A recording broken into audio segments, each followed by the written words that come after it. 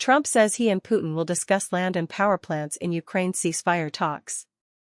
Trump says negotiators have already discussed dividing up certain assets and that he will talk to Putin on Tuesday. U.S. President Donald Trump said he plans to discuss ending the war in Ukraine with Russian President Vladimir Putin on Tuesday and that negotiators had already discussed dividing up certain assets. "I'll be speaking to President Putin on Tuesday.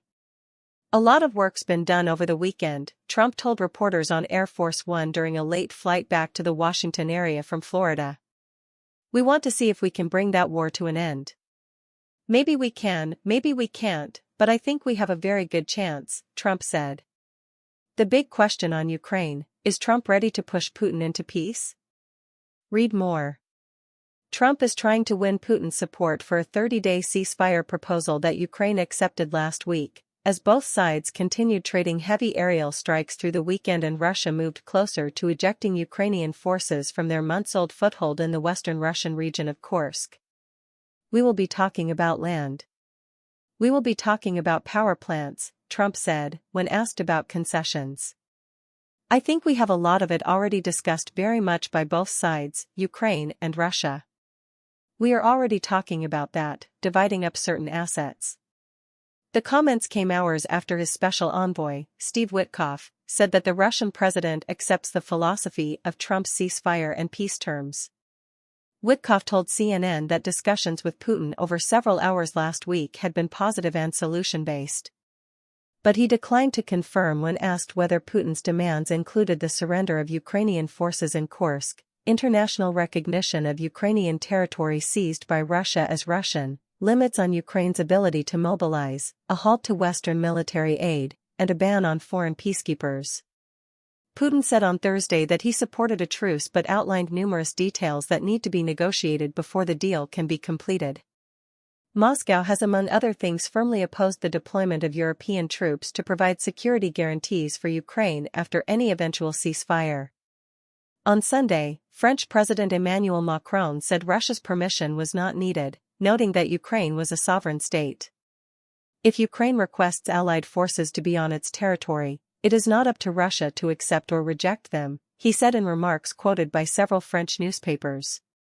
Later on Sunday, Russia's Deputy Foreign Minister Alexander Grushko said that any long-lasting peace treaty on Ukraine must meet Moscow's demands.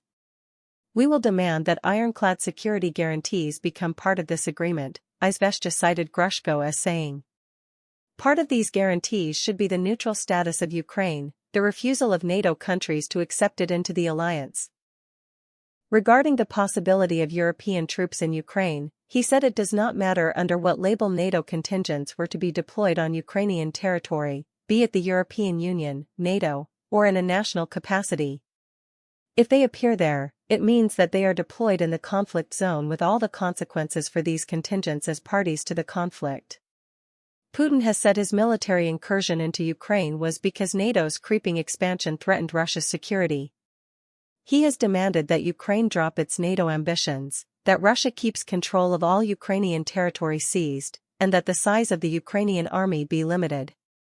He also wants Western sanctions eased and a presidential election in Ukraine, which Kyiv says is premature while martial law is in force. Also on Sunday, Moscow said that U.S. Secretary of State Marco Rubio had called his Russian counterpart Sergei Lavrov to discuss concrete aspects of the implementation of understandings agreed at a U.S.-Russia summit in Saudi Arabia last month. February's Riyadh gathering was the first high-level meeting between the United States and Russia since Moscow launched its invasion in February 2022. Sergei Lavrov and Marco Rubio agreed to remain in contact, the Russian Foreign Ministry said, with no mention of the U.S. suggested ceasefire.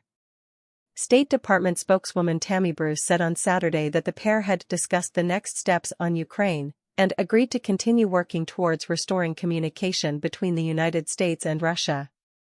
The Lavrov-Rubio call came hours after the UK hosted a virtual summit on Ukraine, at which Prime Minister Keir Starmer accused Putin of dragging his feet on the ceasefire. "The yes, but from Russia is not good enough," Starmer said, calling for a stop to the barbaric attacks on Ukraine once and for all. The diplomatic developments came as Ukrainian President Volodymyr Zelensky said he had replaced the Chief of General Staff of the Armed Forces.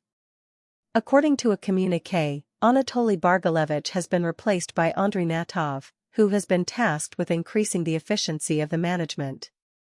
"He is a combat guy," Zelensky said of Natov. "His task is to bring more combat experience, the experience of our brigades in planning operations, defensive and offensive, as well as more active development of the core system," he added.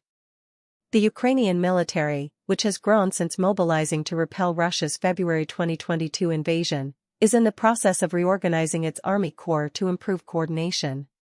Defense Minister Rustem Umerov said on his Facebook page, "We are systematically transforming the armed forces of Ukraine to enhance their combat effectiveness. This involves restructuring the command system and implementing clear standards." Natov, he said, had more than 27 years of military experience. Bargalevich has been appointed as the chief inspector of the defense ministry, he added.